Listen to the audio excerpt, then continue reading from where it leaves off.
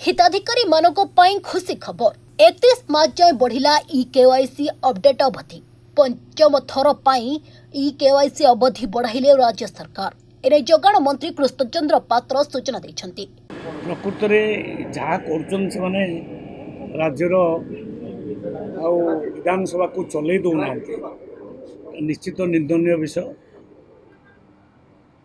राज्य विषय अनेक प्रश्न से विषय डिस्कसन हवा उचित डिस्कसन हो पारना तेणु मुझेदन करी विरोधी दल को से प्रकार आटीट्यूड रखु ना कटनी छटनी विषय जो से माने हाउस को स्टल कटनी छटनी प्रकृत में बहुत कम माने जो भी खबर मिलूँ कटनी छटनी किए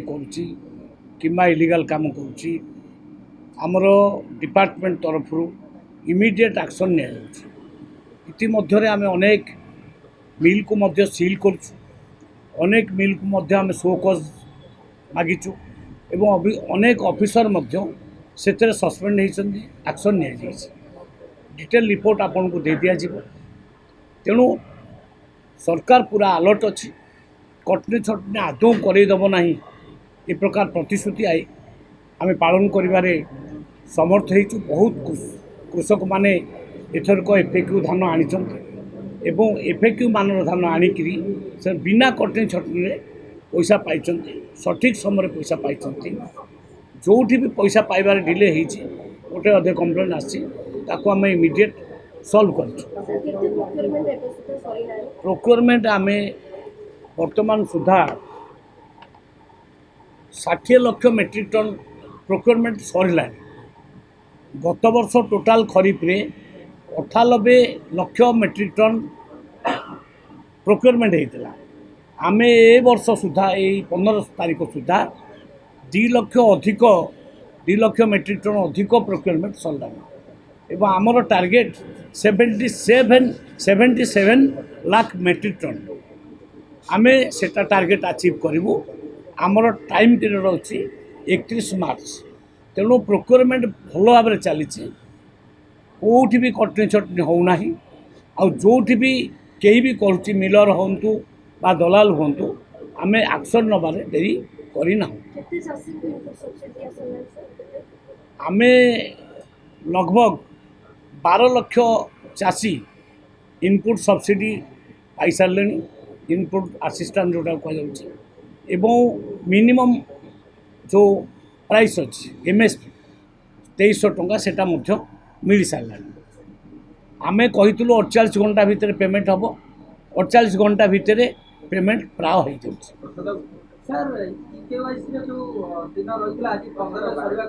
केवाईसी बाबद कहबी केवाईसी समुदाय परिवार हूँ 97,77,351 परिवार आमर खाद्य सुरक्षा योजना रे समस्ते समुदाय इनक्लूड है सदस्य होती ये जो परिवार सदस्य संख्या हो 3,33,33,311 से भितर वर्तमान सुधा वाईसी 2,99,08,457 अब अबिका परसेंटेज आम जब हिसाब करवा 90% बर्तमान इक्वेसी सरला किंतु कथा हूँ कौन आम फेब्रुआरी 15 लास्ट डेट रखीलु आज से डेट सरी जाऊँगी किंतु मो पाखे रिपोर्ट आसी पहुँचला जे 341 आउ सेंटर बुझे माने पीडीएस पॉइंट 311 पीडीएस पॉइंट रे स्लो नेटवर्क अच्छे किसी जगह नेटवर्क आदौ ना स्लो नेटवर्क हूँ 111 जगार एवं नो नेटवर्क 230 एमती कर टोटाल 341 सेंटर रे नेटवर्क प्रोब्लेम कारण आम किसी लोक इक्वेसी कर वंचित अच्छा से तरफ जो रिक्वेस्ट आसला आगे आम स्लो नेटवर्क कारण नो नेटवर्क कारण आम करना आमको समय दि जाऊ